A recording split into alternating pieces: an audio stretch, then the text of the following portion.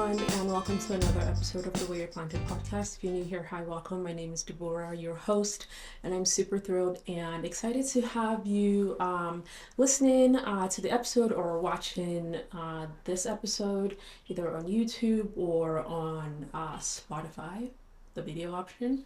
Thank you for being here. And speaking of that, make sure to go follow the YouTube channel for the podcast. It's also where I upload video episodes. If you can hear any background noise, I apologize. It's because I've got my balcony door open. We are getting some really nice weather here in Calgary. I do not have a fan or an AC, so I have to keep the balcony door open to let some fresh air in, so you can hear all the critters, all the traffic, and the wonderful noises that accompany living in the city. So hopefully it's not too bad, and I will try to fix that in post-production if need be. In today's episode, I wanted to talk about something that has been on my mind a lot lately, especially as I reflect on my relationship currently and all the years that I spent, on the dating scene. And the thing that I've been thinking about a lot lately is decentering men. And I know that for some people that phrase might make them uncomfortable, and it may sound like I'm gearing up to go on some rant about men or against men, some man-hating rant, or I might sound like angry or bitter, but I promise you that's not what this episode is about. What I really want to reflect on in this episode is the idea of decentering men from your life without the next logical step being hating men. Because I think in a lot of the conversation on the internet that we seem to hear about attempts to decenter men, it usually sort of has this undertone of, hating men at the same time. I think what I'm trying to do is really recognize and reflect on how we've been socialized and conditioned to make men the center of our lives, to seek male validation and approval, to really reflect on the forces that have shaped those mindsets without necessarily hating on men or deciding that men are the enemy. And I feel like that's a distinction that can easily be lost when we have this conversation about decentering men, and it's such an important distinction to keep in mind. Because for a lot of us, and I'm speaking as someone who dates men, we have, like I said, been socialized and conditioned to center our lives around men without even realizing it. It's just sort of like the water we've been swimming in. It shows up in the way we dress, the way we talk, the careers we choose to pursue, the kinds of friends that we keep, the hobbies that we decide to engage in or pursue. All of those things, I feel like on some level get filtered through this one question, which is, what will men think? And the work of decentering men isn't about, completely pushing men away from your life or deciding that the male perspective does not matter. It's really just about asking, what do I actually want, and who am I when I'm not performing for male approval? So today I want to focus on what it actually means to decenter men, how to recognize when you have been centering men, and essentially how to do the work of reorienting your life around yourself, your own desires, your dreams, your values, your goals, and your own sense of self without turning all of that into a war against men. So let's get into it. The first thing that we need to sort of talk about before we get into the conversation of decentering men is the flip side, which is how to know when we have centered men around our entire lives. I think a lot of us women don't really recognize when we're doing it, that we're doing it. It's just become so normalized and so ingrained in how we show up in society, how we move in different circles, in different aspects of our lives. And it's so unconscious, but I think it's something that we've learned. And if you've learned something, I feel like you also have the capacity to unlearn it. So let's start with the male gaze, which is like the most obvious one. This is sort of the idea that we've internalized, that a male perspective is the default way of seeing ourselves. we look at ourselves through the eyes of a hypothetical man, and we are whether knowingly or unknowingly asking, am I attractive? Am I desirable? Am I enough? Or am I too much? And this shows up everywhere. It shows up in, how we get ready in the morning, what kind of outfits we decide that we were going to wear. It shows up in what careers we decide we want to pursue. It shows up in how we decide to speak up or not speak up in certain spaces. Softening our opinions and making ourselves quieter, smaller, more palatable.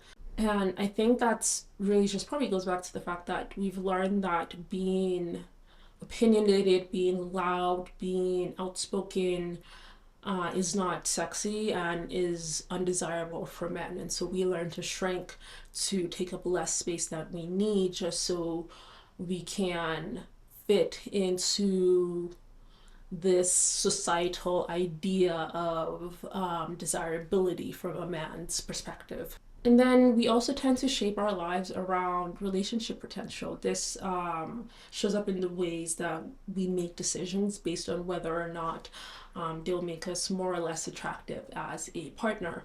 We probably know of, or we've heard of women who have turned down jobs, turned down opportunities to move to new cities, turn down whatever prospects that would advance their lives in one way or the other just because of the potential difficulty of finding a suitable partner if they were to make that change. The question is, if I move to this new city, will I meet someone? If I get this job, get this higher paying job, will it make men afraid to date me? If I decide to pursue further education, will I seem more intimidating to men? And I'm not trying to say that there's anything wrong in considering how certain choices will impact your romantic life. I think that's a fair consideration to make, especially if you're someone that does desire long-term partnership with a man. When your entire life and everything you do is shaped around maximizing your potential attractiveness to men, I feel like that's when you run into a problem. That's when you run into issues. That's really truly the definition of centering men. And there's also like the performance of femininity itself. And femininity is such like a loaded word, I feel like, in this day and age, and it's sort of like a concept you have to like meander around very carefully. But here what I'm saying is femininity in sense of, the makeup, the hair, the nails, the clothes, the diet culture, the way you need to, the physical aesthetics of the way you need to look, the constant monitoring of your appearance. Again, there's really nothing wrong with any of these things inherently if you're doing them because you genuinely enjoy them. I will take myself as an example here. I love all the frilly girly stuff. I love doing my nails, I love my jewelry, I love my clothes, I love my makeup, I love getting my hair done. They make me happy and they make me feel like me. I'm not doing it for men. That being said, though, there was a point in my life where I was not comfortable in my own skin, where I could not wear my bare face without makeup because I felt like I didn't look attractive and I would not attract a partner. But over time, I have grown out of that mindset and out of that insecurity. And now I'm perfectly happy flaunting my makeup-less bare face. I love my skin without makeup. I feel very comfortable in my skin, but I also feel just as comfortable with makeup, with a full face of makeup on my skin because I really truly do like the process of putting on makeup, how I'm able to transform my face with a few products here and there.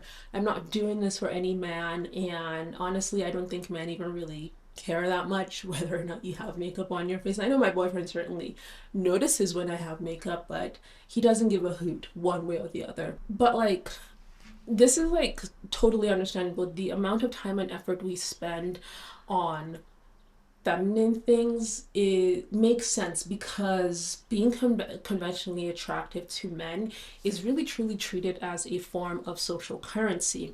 It opens doors, it makes people nicer to you, pretty privilege is a thing, and you're just able to walk a little more confidently in a world that totally measures a woman's worth by her appearance, measures a woman's value by her level of attractiveness. And so, yes, in a sense, it makes sense to invest a lot of time and energy into displays or performances of femininity in whatever shape or form they may be. But like when we're doing it because it buys us social currency, not because it brings us joy, it feels mandatory, it feels exhausting, and it's truly inauthentic to who we really are. And another thing that I want to talk about here in terms of how you're centering men is when you shrink yourself for male comfort.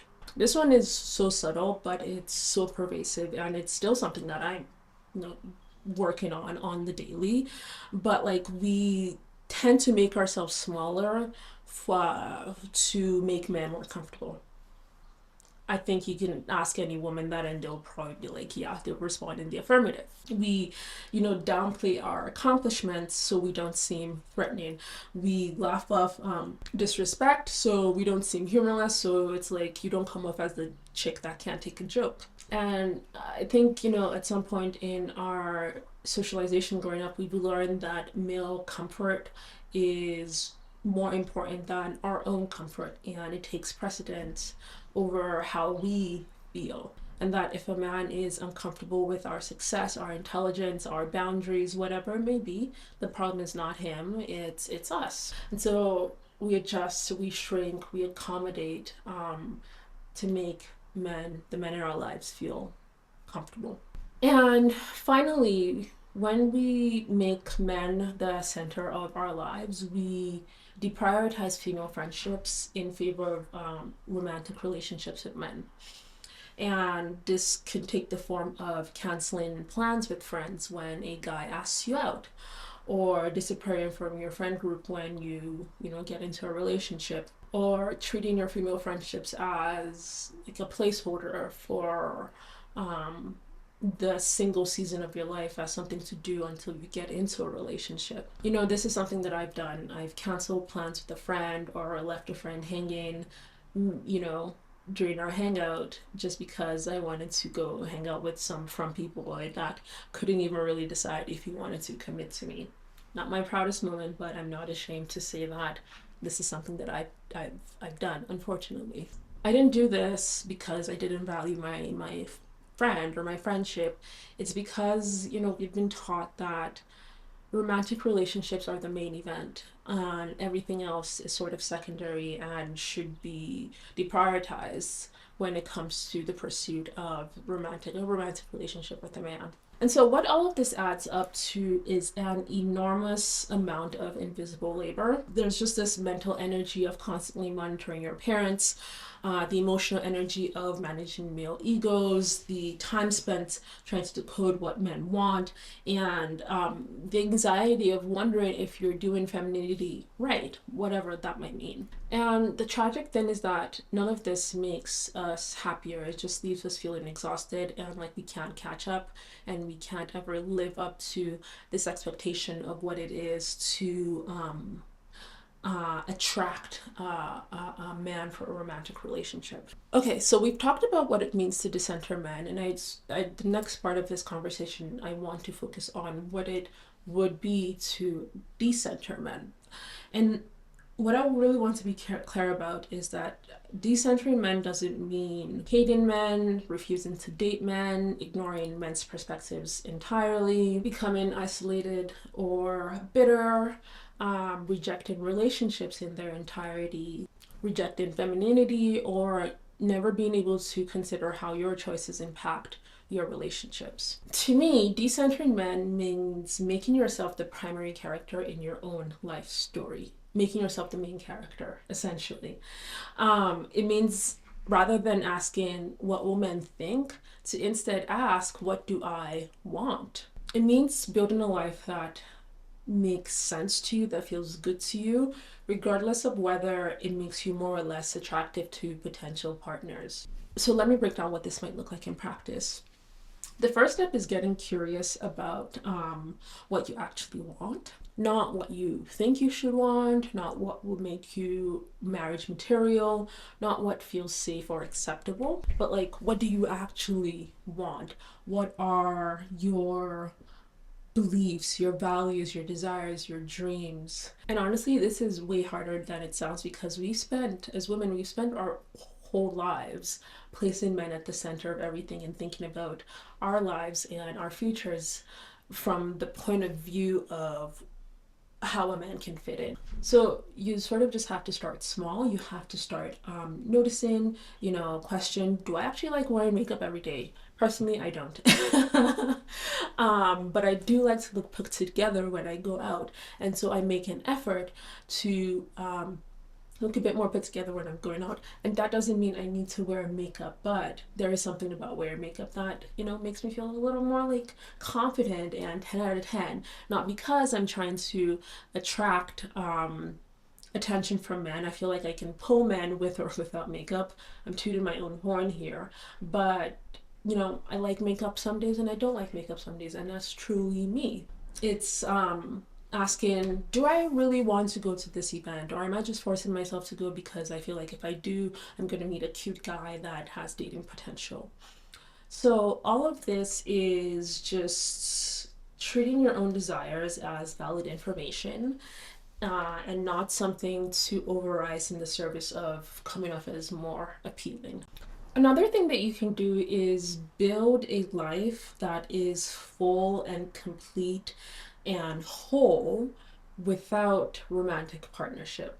And it sounds like a radical idea, but it's such an important one. And you're doing this not because you no longer desire partnership, or you've given up on love, or you've decided that men ain't shit and I'm just gonna be an independent, strong woman, or whatever the heck the term is.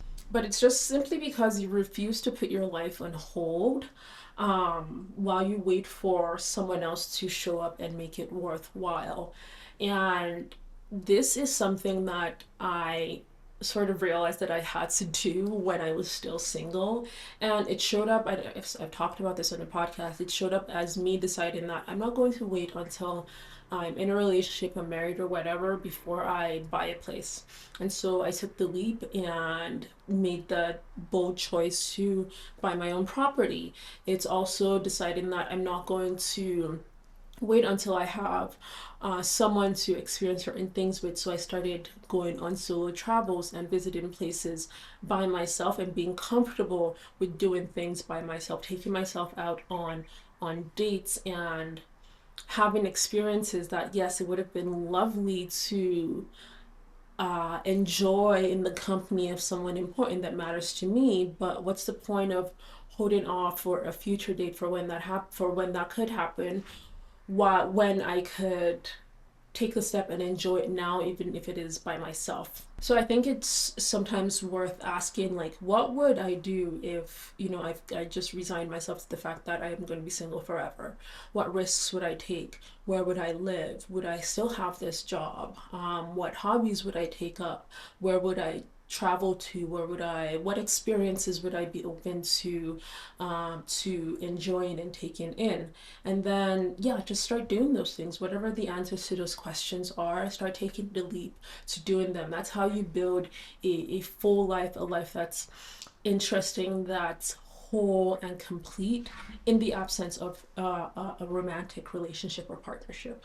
So if you have a rich, full life that's filled with engaging hobbies, deep, meaningful friendships, time spent out in your community, and giving back to your community, you're bringing abundance to whatever relationship it is that you end up getting into. And I think that's also the beauty of being your own person, your own full and whole person before you get into a relationship. One of the most powerful acts of decentering men is prioritizing your relationships with women. Okay? And I don't mean like just having female friends, I mean actually investing time, energy into those friendships and those relationships, learning about your friends, being more vulnerable and intimate with them, making them a priority and treating them as an essential part of your life, because in these friendships, this is where you learn to be valued for who you are, as a person, and what you have to offer, your strengths, your weaknesses. They are where you're able to, really practice being your full self without performance. And crucially, they're the relationships that will sustain you through every stage of your life, through the breakups, through the big milestones, through the heartbreaks, whatever they may be.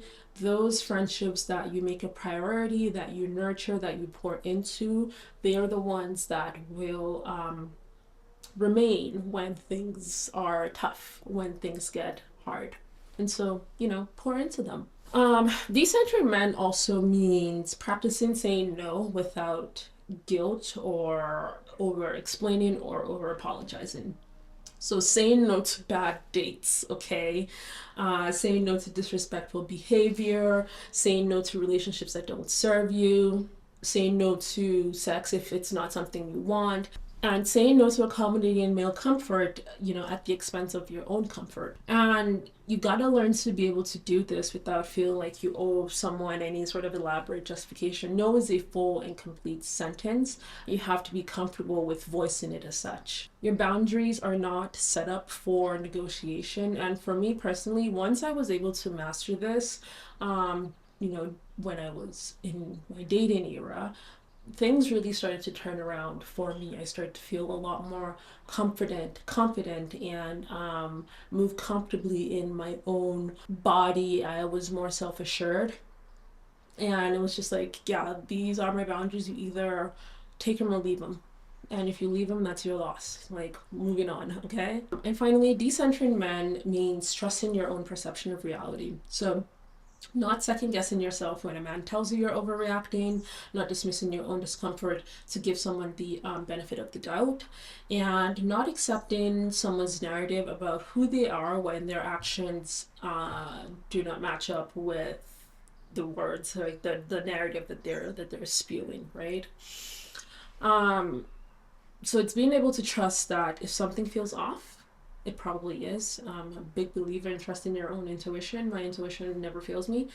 Trusting that your standards are not too high either, and that you know exactly what you need, and you're not afraid to stand up for what it is that you need or want in a relationship. And this can be so hard, because we've been taught to second guess ourselves and to not trust ourselves. And as someone that also struggled with like low self-esteem, it was especially hard for me. But our intuition is not the problem. Our standards are not the problem. Our boundaries are not the problem, and we don't need a man to validate our reality for it to be true. So let's talk about specifically what decentering men, very, very quickly. I want to talk about this, what this could look like in the context of dating and relationships, as I think this is where it can get a little bit confusing. So how do you decenter men while still being open to partnership with them? How do you stop making your life revolve around male approval while still wanting male companionship? First things first, I think you need to shift from dating from a mindset of scarcity to a mindset of abundance. And what I mean by that is, scarcity mindset says, I need to make this work because what if no one else wants me? What if I'm running out of time? What if this is my only chance at love? But having an abundance mindset says, I'm a full person with a full life. A relationship would be cherry on top, would be an addition to my life and not a completion of my life. And so from that point of view, I'm willing to walk away from a relationship that doesn't serve me and a relationship that doesn't align with, my life as it is. And this is like a total reframe, because when you're operating from scarcity, you tolerate things that you shouldn't, you ignore red flags, you over explain bad behavior, and you just sort of stay in a situation that is intolerable, really, because you're afraid that you're gonna leaving this thing is abandoning your one chance at love or finding a relationship. But when you're operating from abundance, you're more easily able to walk away from situations that clearly don't serve you, men that clearly are misaligned to who you are as a person and what you want from a relationship, maybe just because, yeah, it didn't work out with this person, but that's okay. My entire life is not centered around finding a relationship. I still have a life that's full and that's interesting and it's whole, and maybe down the line I will find someone that fits well into that life, and that's okay. That is dating from a mindset of abundance. Another thing is, when you stop decentering men, you stop asking, how can I fit into this man's life? And instead, you start asking, does this person fit into the life that I am building? Practically, what that means is like you stop molding yourself into to match a version of whomever it is that you're interested in. You stop abandoning your interests, your friends, your goals, your desires, whatever they may be, to accommodate this person's vision. Instead, you start to ask and evaluate, does this person respect my friendships?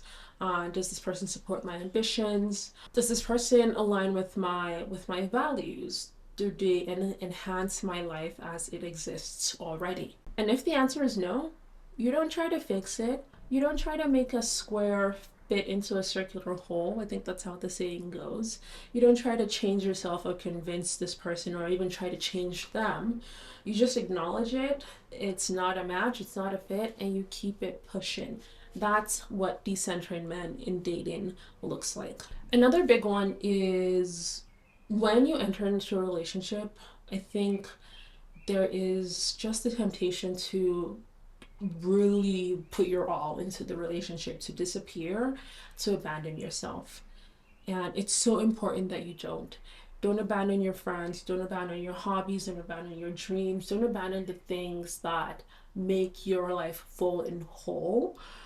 Continue to learn to pour into your own cup and to be your own person, independent of whomever your partner is. And you continue to maintain your rich and full and independent life, and you invite your partner into it, and they maintain theirs, and you build something together that honors both of your fullness. And this can be such a tricky thing to balance, because I think we see on the internet examples of relationships where partners are like so enmeshed and they do everything together. You can't really tell where one of them ends and the other begins, and it seems sort of romantic, but I don't think it's realistic to lose yourself so fully and completely in a relationship. And that's one of the things I admire about my relationship is we both have our things, and we are perfectly okay not having interests that 100% align. I love having the time to do my own thing, and I love that he has the time to do his own thing, and we come together and pour into each other's cups and fill each other's lives, continue to enhance each other's lives in that way. So, yeah, healthy relationships don't require you to disappear or abandon yourself. They just require you to stay yourself and to find someone that loves that self. Okay, so let's quickly talk about how decentering men is not the same as hating men, because I think that's the accusation that gets thrown around when women start talking about decentering men. It's oh, so you just hate men now, you're bitter, you've given up, blah blah blah blah, all the things. But to be clear, decentering men is not the same as hating men. Hating men is reactive, decentering men is proactive. Hating men is about anger and resentment and bitterness and blaming men for all your problems. It's rooted in pain, but decentering men is about really reclaiming agency and building a life that's oriented around yourself. It's ultimately rooted in self-love and autonomy. The irony is that hating men makes men the center of your life, but just in like a negative way. If you spend all your time and energy being angry about men, complaining about them, defining yourself in opposition to men, you're still centering them, babes. You're still making them the reference point for your entire existence. On the flip side, decentering men just means that they're no longer the main story. You're the main story. You're the main character.